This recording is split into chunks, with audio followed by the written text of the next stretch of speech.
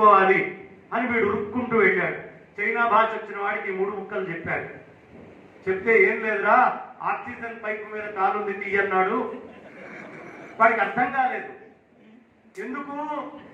వాడికి అగోచరమైంది. వాడి చిన్నప్పటి నుంచి వాడి మిత్రులు ఎవరు వాడికి నేర్పించలేదు.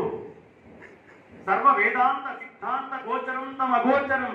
ఇప్పుడు మీరు వింటున్నారన్నా, మీరు చెప్తున్నారన్నా, నా చిన్నప్పటి నుంచి నా తల్లిదండ్రులు, నా మిత్రులు నాకు ఏ జ్ఞానాన్ని అయితే చుట్టుపక్కల నుంచి సమాజం పంచిందో వాళ్ళందరి కారణం వల్ల నేను మాట్లాడుతున్నాను. కానీ వాళ్ళెవరు ఇక్కడ కనిపించట్లేదు.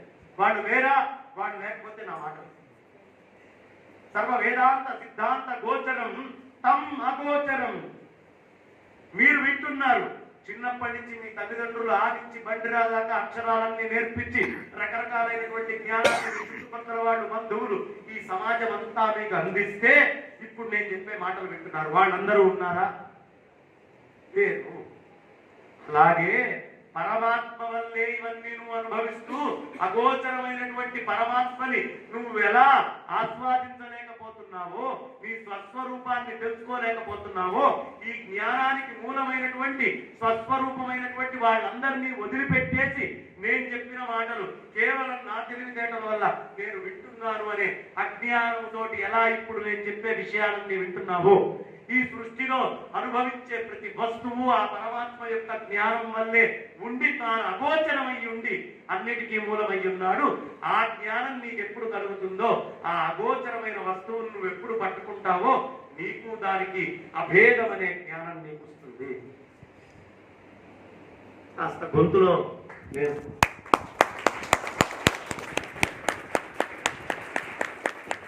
గట్టిగా ఈ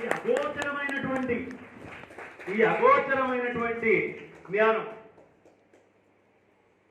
ఎప్పుడు మనల్ని నడిపిస్తుంది. నీ జ్ఞానమే అగోచరంగా నిన్ను నడిపిస్తున్నప్పుడు ఆ అగోచరమైన వాళ్ళందరి జ్ఞానాన్ని నడిపిస్తున్నటువంటి పరమాత్మ ఏదైతే ఉందో దాన్ని పట్టుకో.